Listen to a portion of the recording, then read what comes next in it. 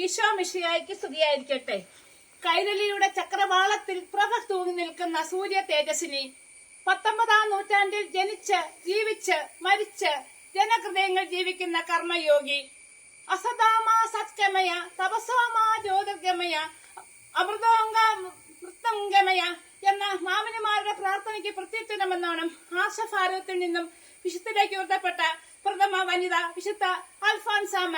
വിശുദ്ധ അൽഫോൻസാമ 1910 ഓഗസ്റ്റ് 19 കോട്ടയം ജില്ലയിലെ മനോഹരമായ കുടമാളൂർ എന്ന ഗ്രാമത്തിൽ മുട്ടത്തുപാടത്ത് ജോസഫിന്റെയും മേരിയുടെയും 4ാമത്തെ മകളായി ജനിച്ചു.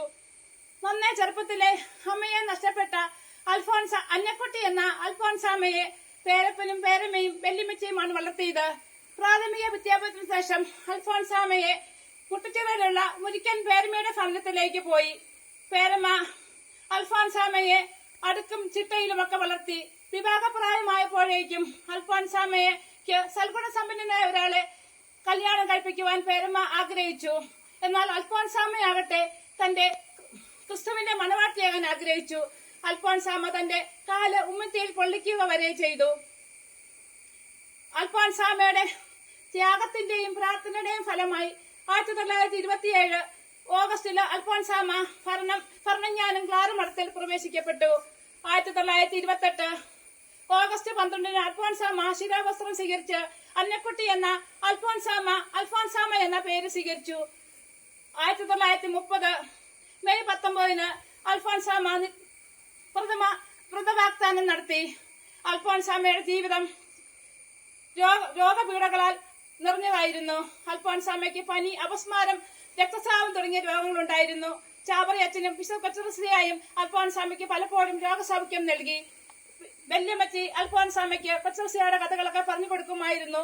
അൽഫോൻസാമയ്ക്ക് ഒരു കന്യാസ്ത്രീ ആകണമെന്നായിരുന്നു ആഗ്രഹം. 5 വയസ്സിൽ തന്നെ അൽഫോൻസാമ പ്രാർത്ഥന പഠിച്ചു. 1935 അൽഫോൻസാമ നോഷറ്റിൽ പ്രവേശിക്കപ്പെട്ടു. 1936 ഒക്ടോബർ 12 വിശുദ്ധ അൽഫോൻസാമ നിത്യവ്രത വാഗ്ദാനം നടത്തി. തന്റെ 10 വർഷക്കാലം വേദനകളും ത്യാഗങ്ങളും നിറഞ്ഞ സഹനത്തിന്റെ പുത്രിയുടെ ജീവിതമായിരുന്നു. 1946 ജൂലൈ 28 അൽഫോൻസാമ തന്റെ 36ാമത്തെ വയസ്സിൽ തന്റെ തിരുക്കുമാരന്റെ സന്നിധിയിലേക്ക് യാത്രയാക്കപ്പെട്ടു.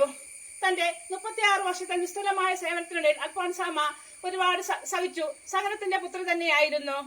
അൽഫോൻസാമ ലോകത്തിന്റെ മാതൃക എന്ന വിഷയത്തെക്കുറിച്ച് ചിന്തിക്കുമ്പോൾ ഇന്ന് ഏറ്റവും അനുകരണീയവും ചിന്തോദീപവും ഏറ്റവും ചർച്ച ചെയ്യപ്പെടേണ്ട വിഷയമാണിത്.